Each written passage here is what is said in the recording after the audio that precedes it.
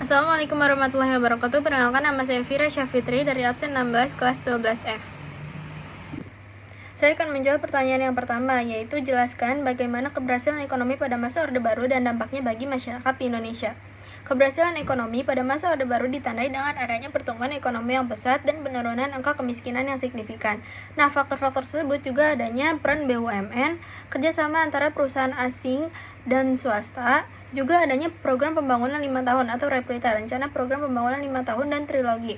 Dan sedangkan apa dampaknya bagi masyarakat Indonesia? Yang pertama, adanya pertumbuhan ekonomi dari tahun ke tahun meningkat secara 5% dan adanya penurunan kemiskinan. Tetapi pada tahun 1960-an, setengah dari warga Indonesia hidup di bawah kemiskinan.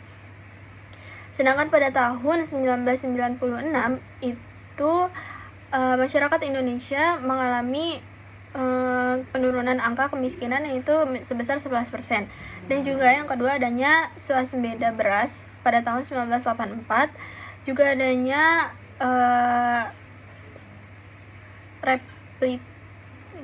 revolusi hijau. Adanya revolusi hijau yang membantu sistem modern pertanian.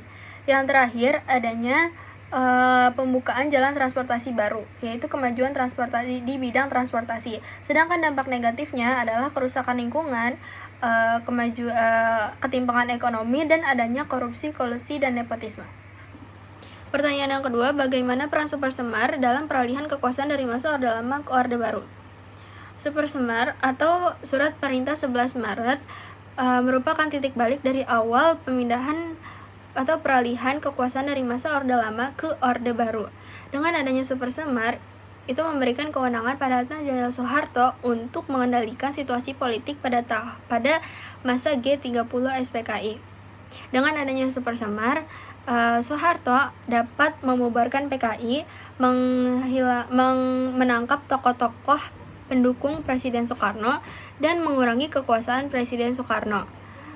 Nah, dengan adanya hal ini, merupakan jalan baru untuk Soeharto menjadi presiden pada tahun 1968 dan merupakan titik awal dari adanya pemerintahan masa Orde Baru.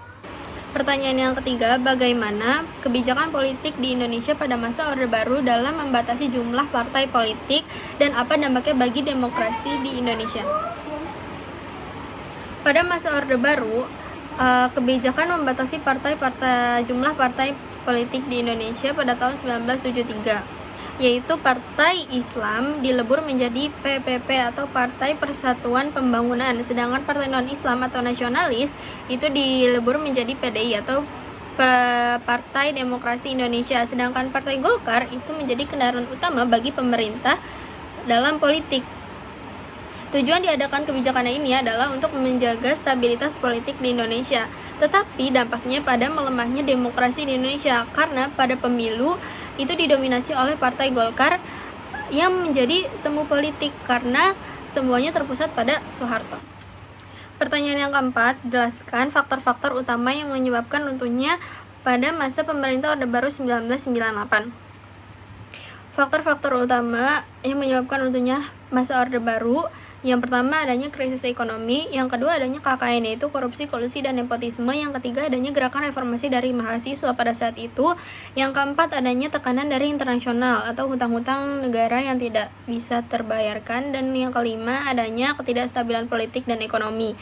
Nah, jadi pada akhirnya pada tanggal 21 Mei 1998, Soekarno mengundurkan diri dan menyerahkan kekuasaannya terhadap B.J. Habibie.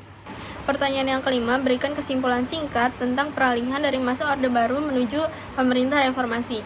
Peralihan dari masa Orde Baru menuju pemerintah reformasi ditandai dengan adanya runtuhnya dari rezim Soeharto pada tahun 1998 akibat ketidakstabilan ekonomi, korupsi, dan tekanan dari reformasi. Pada pemerintahan reformasi ini memberikan dampak yang cukup signifikan bagi Indonesia, yaitu adanya demokratisasi, desentralisasi, dan adanya kebebasan pers. Jadi walaupun adanya pemerintahan reformasi ini, Indonesia itu menjadi politik yang transparan dan lebih terbuka atau disebut partisipatif, walaupun mengalami tantangan yang cukup banyak. Sekian jawaban pertanyaan lisan dari saya, kurang lebihnya mohon maaf. Wassalamualaikum warahmatullahi wabarakatuh.